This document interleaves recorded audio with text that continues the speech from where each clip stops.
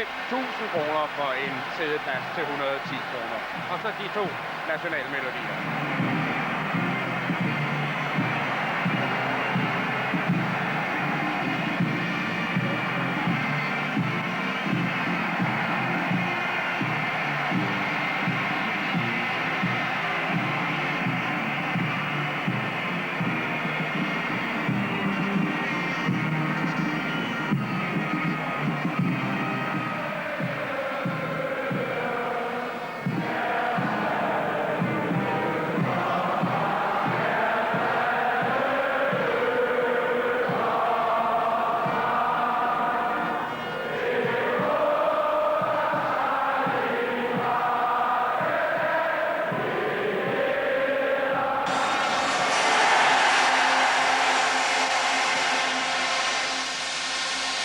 Morten Olsen.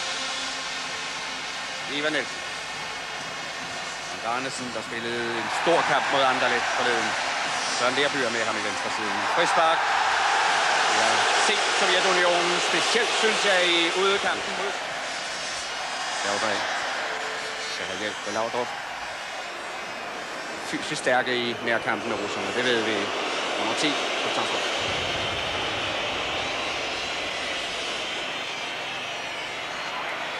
Vi skal passe på de hurtige sovjetiske kombinationer.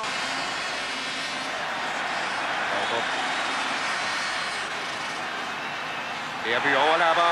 Her vi se. Og så Jesper.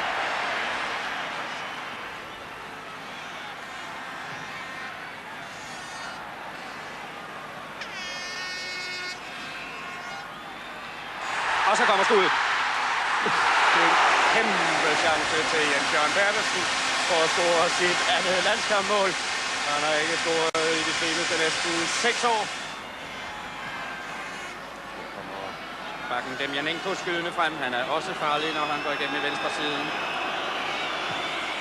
Har det godt taget, Ole Kvist. Godt skud af Demjanenko.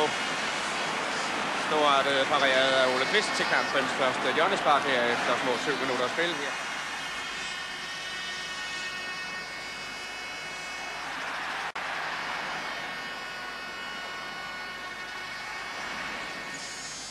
Lerby.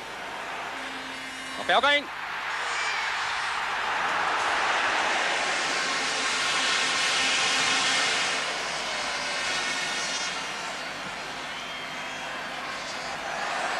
Sådan, det er noget af spillet. Det er hurtigt førstegangsspil her. Inden russerne når at komme i forsvarsposition. Bertelsen. Laudrup. Elkjær. Nu scorer han. Ja, Danmark foran med 1-0. Fantastisk set af Michael Laudrup, der vidste, at Elkjær lå bag ved ham. Fik stukket bolden på tværs, og herefter godt og vel et kvarterspil. Danmark foran med 1-0. De får situationen her. Michael Laudrup til Elkjær. Og her ved vi, her kan han score fra selvmod. Se, hvor hurtigt de russiske tacklinger kommer. Og så nummer 11, Belanov og Ole Kvist. Laver frispark, synes jeg helt klart. Utroligt, at der ikke bliver fløjtet. Og ud og blokerer med armen Ole Kvist uden for feltet. Men pyt med det. Der er ikke fløjtet. Og Elkjær er ved at komme igennem. Udenom Sulakvalitse. Og Elkjær igen! Jamen, det er da fantastisk. En fuldstændig vanvittig vinkel at skyde fra den der. Men et fremragende mål. Ikke engang spillet 20 minutter, og så har han gjort det igen for Elkjær. Udenom Sulakvalitse. Og herned. Og så overlister han Dasajev.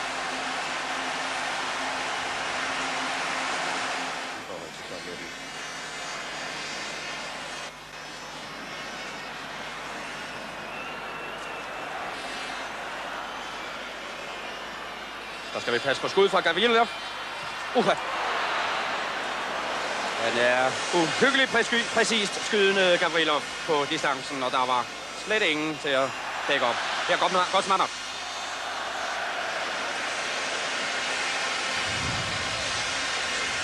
Der svigtede et eller andet i det taktiske oplæg. Gavrilov må ikke skyde fra 14 Sigmantovic. Derovre ligger Demjanenko.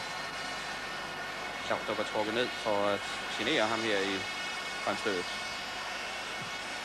Og et flot skud af nummer 10 Protasov. Overrasker hele forsvaret og også Ole Kvist.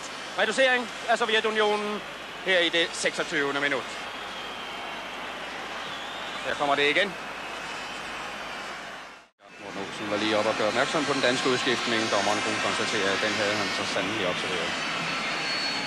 De sidste 45 minutter kan vi holde denne stilling 2-1. Eller øge den. Bare vi ikke sætter den til. Det er Per Frimand, der bryder igennem i højre siden. Elkjær med helt over i modsat side. Her er det Laudrup. Preben Elkjær tager et skridt. Så ellers synes jeg.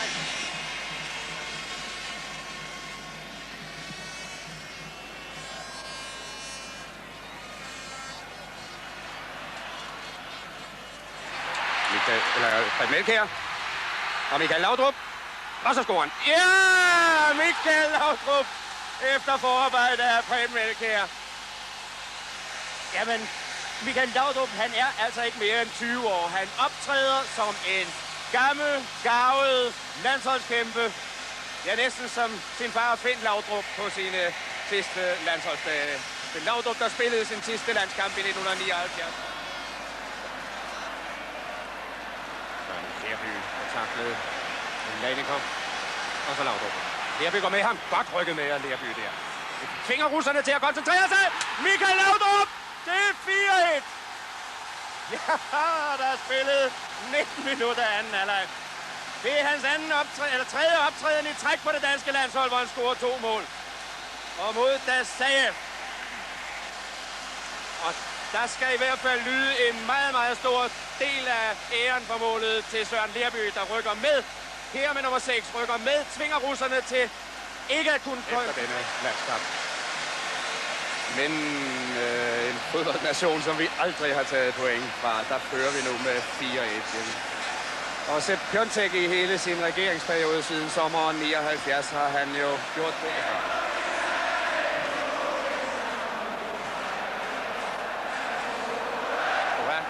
Oha. Reducering af nummer 7. Kosmanov. Så vidt jeg kunne se. Russerne havde mere end det halve hold. Jeg så 2/3 af holdet fremme i det danske straffesparkfelt. Sergej Kosmanov til 4-2. 4-2. Her var der mangler et kvarter. 4-2 til Danmark. Karilov. Og den klarede Arnesen nede på stregen næsten.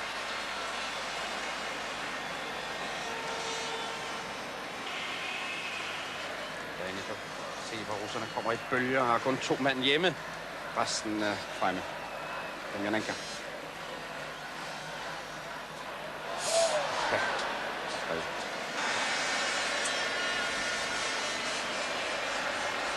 Snerkov. Sigmundovic. Det er utroligt kommet igen af Berggren. Kondratjov har slet ikke set Berggren.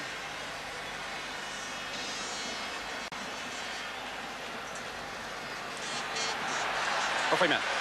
Og Elkjær med frem. Laudrup går med i venstre siden. Skift nu. Elkjær.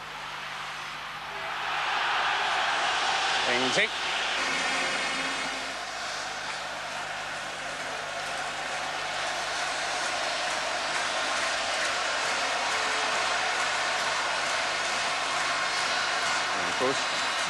Rigtigt, Michael Laudrup. Langt væk med bolden. Sekunderne tækker. Ingen grund til at være nervøs. Denne kamp er vundet. Og det er den der. Dommer Horst Brummeyer har fløjtet af for endnu et historisk øjeblik i dansk fodbold. Jamen, de bliver ved disse rødhvide, både på tilskuerpladserne og nede på banen.